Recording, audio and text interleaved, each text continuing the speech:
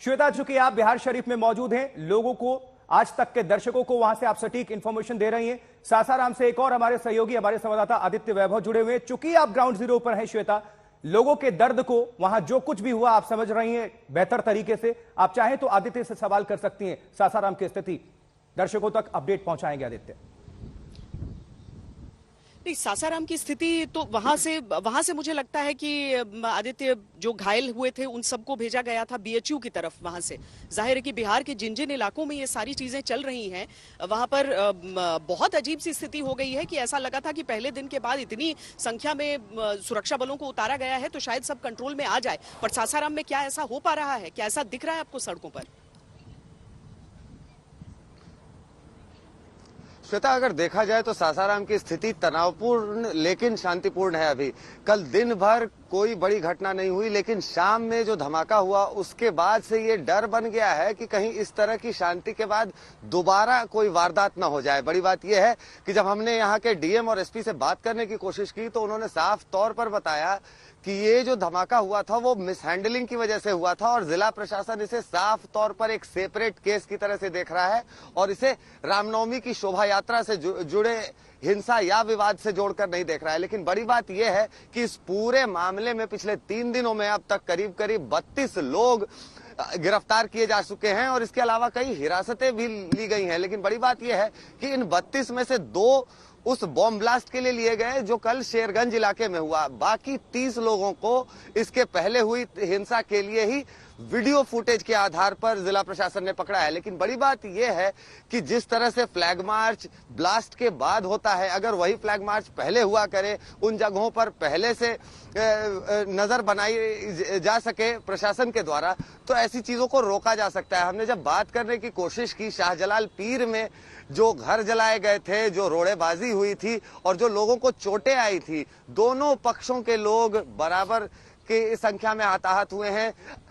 हिंदुओं को भी चोटें लगी हैं और उनकी प्रॉपर्टी डैमेज हुई है और मुसलमानों के साथ भी यही हुआ है। तो आप देख सकते हैं कि इस तरह की हिंसा कभी भी एक स्प्रेड पे काम करती है, वो पर्टिकुलर पिन पॉइंटेड नहीं होती। लेकिन इसके बाद जो तनाव पैदा होता है, इसके बाद जो डर का माहौल होता है, आपने साफ तौर पर देखा है विजुअल्स में कि किस तरह से लोग बाग अपने जले हुए मकानों पर ताला लगाकर बचा खुचा सामान लेकर अपने रिश्तेदारों के यहाँ जाकर पनाह ले रहे थे। बड़ी बात यह है कि इसको भी जिला प्रशासन ने इस बात का खंडन कर दिया। लेकिन बात अभी भी यही है कि उनकी रिहायश, वो लोग जहां अपना सामान लेकर जो लोग जा रहे थे, उनकी रिहायश अब भी रहने लायक नहीं है। हमने जब यहाँ के जिला प्रशासन से और ऊपर से शांति समिति से भी बात करने की कोशिश की तो शांति समिति के लोगों ने बताया कि उन्होंने जिला प्रशासन से मुआवजे की मांग की है, मुआवजे का आश्वासन दिया गया है। लेकिन अब ये मुआवजा कब मिलेगा, घर दोबारा कब बन पाएगा, चीजें नॉर्मल कब हो पाएंगी, ये एक बड़ा सवाल है। श्वेता, आदित्य, एक मेरा भी सवाल है, बड़ा सवाल यही। और वाकई जहां पर आशुतोष, जहां पर मैं खड़ी हूं, मैं आप सब जरूर सवाल अपना लें। मैं ये कह रही थी कि इस बस से भी, चूंकि अभी अभी जो धुआं इसमें से आपको निकलता दिखता है, वो उसकी दहक आपको महसूस होती है और जमीन से भी वो आपको गर्माहट महसूस हो रही है। यहाँ पर सोचिए कुछ ऐसी दहशत यहाँ के लोगों के मन में है। आशुतोष, पूछिए आप। बिल्कुल श्वेता, ये सवाल मैं आप ही से ले लेता हूं। शुरू में जब खबर आई, बमबाजी की खबर आई, प्रशासन ने इसका भी खंडन कर दिया। उनका कहना था कि एक्सप्लोसिव आया, किसी घर में ब्लास्ट हुआ, वहां लोग हताहत हुए। मेरा सवाल यह है कि ठीक है, प्रशासन ने कह दिया घर में एक्सप्लोसिव ब्लास्ट हुआ, एक्सप्लोसिव कहां से आया? एक्सप्लोसिव घर में क्या कर रहा था? उसको लाया क्यों गया था? वो मकसद क्या था? यह भी तो महत्वपूर्ण सवाल है। लाया किस लिए गया था, कहां से आया था? इस पर प्रशासन ने कुछ भी नहीं कहा। देखिए, इस सारे क्षेत्र पर जब कोई वेब सीरीज या कोई फिल्म बनाई जाती है और लॉलेसनेस पर कोई सवाल होता है और इस तरह की चीजें उठती है ना, तो वो कहते हैं कि आप बदनाम कर रहे हैं। लेकिन आप देखिए, आप तो जमीन पर ऐसी चीजें देख रहे हैं। आप जो हर चीज का खंडन करके वहां का प्रशासन पूरी तरीके से फंस रहा है, वो उल्टा उसके ऊपर उंगलियां उठ रही हैं, जो कि आप भी उठा रहे हैं। और मुझे लगता है कि आदित्य गौतम से आप ये सवाल जरूर पूछिए, क्योंकि क्या सीधे तौर पर ये कह देने से कि नहीं ऐसा कुछ नहीं है, आप लोग गलत समझ रहे हैं, आप खंडन कर रहे हैं और दूसरी चीज के बारे में बोल रहे हैं, वहां का प्रशासन और फंसते जा रहा है। क्या हम समझे कि जांच उन्होंने कंक्लूड कर ली, बस 1 घंटे में आपको पता चल गया कि यही चीज था और आप आश्वस्त होकर ये कह दे रहे हैं कि नहीं ये तो गलत ही था?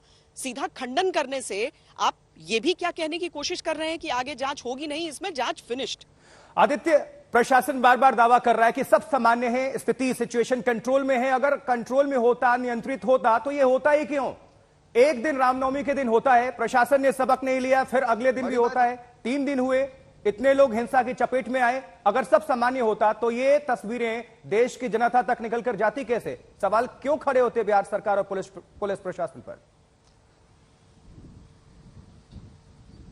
बिल्कुल आशुतोष, यही सवाल है कि अगर ये हिंसा नहीं हुई होती तो इस तरह के कोई सवाल नहीं खड़े करता। और सबसे बड़ी बात यह है कि बिहार में 38 जिले हैं। अगर सिर्फ 2 जिलों की बात की जा रही है या चुनिंदा जगहों की बात की जा रही है तो इसका मतलब है कि वहां कुछ कमियां रह गई होंगी। बड़ी बात यह है कि आप अगर गौर करें आशुतोष, तो जिस समय कल रात में बिहार पुलिस ने अपने ट्विटर हैंडल से, वेरीफाइड ट्विटर हैंडल से रोहतास के एसपी का बयान, वीडियो बयान ट्वीट किया था, करीब करीब लगभग वही समय था जिस समय शेरगंज में धमाका हुआ था। बड़ी बात यह है कि जहां एक तरफ अफवाहों के बारे में नसीहत दी जा रही थी, उसी समय दूसरी जगह धमाका हो रहा था।